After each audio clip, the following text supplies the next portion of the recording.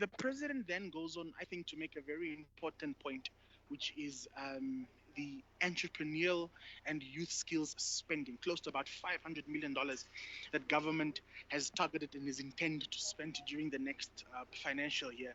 It is important in that context for us to then understand, very, very importantly, our roles towards the development agenda set by the president. This is just going to be another speech if we as citizens, if we in our respective advocacy, youth organizations don't break down to say the president gave us marching orders to engage in more youth skills programs. Let us then do that. Funding is available. And I then quote from the Honorable Governor of the Hage region, Honorable Pionganate, as he always says that let young people, number one, organize themselves.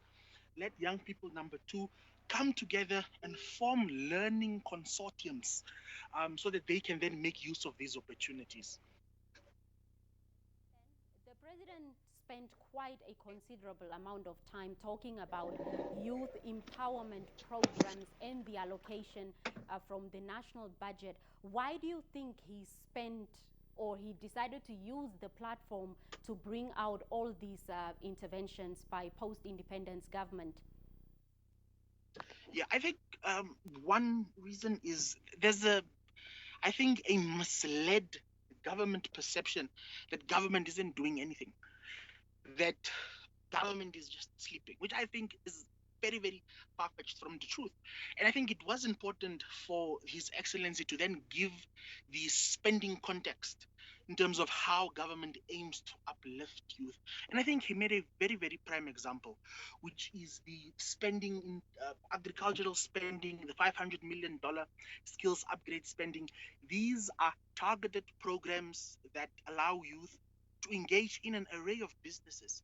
So these, as I said before, they will just remain plans if we just look at them and don't do anything within the context of our organizations and youth institutions that we have. So I do think it is important for, or rather, it was important for the president to then make highlight of how much government intends to spend on young people and how we as young people need to position ourselves. Let us organize ourselves. Let us go through the necessary technical training needed for us to access this financing. Because we must also understand that these are businesses, these are institutions of funding, and the and what's even more encouraging is that the non-collateral loans as well, um, given in these types of fundings, is tailor-made for youth. So we must be able to then position ourselves and make use of these opportunities given by government. And one thing that I don't think we need to hear this year is lack of access to financing for youth, because the opportunities are there. And the president makes great mention of these opportunities. And then where do you think the misconceptions are coming from? If government has laid down all these interventions up for take, so where are the misconceptions coming from? Sorry, Blanche, could you perhaps repeat yourself? I missed you there. I just want to know, you said that the president might have used this platform to outline government interventions, and it's because there were misconceptions that government isn't doing much when it comes to youth empowerment. Where are those misconceptions coming from? Surely they are reasons.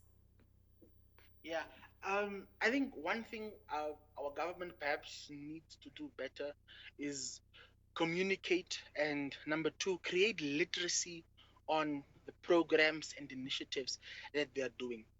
You go to rural constituencies, urban constituencies, and there are counselors, there are delegated ministries that are doing a lot of work in terms of in the space of youth development, training, skills, upgrade, especially in the space of delegated ministries in regional councils that do a lot of agricultural support programs. So I think there needs to be better literacy and communication communication agencies are doing and going through. So these misconceptions, they further stem from, I think, people, the current economic situation that's happening in the country.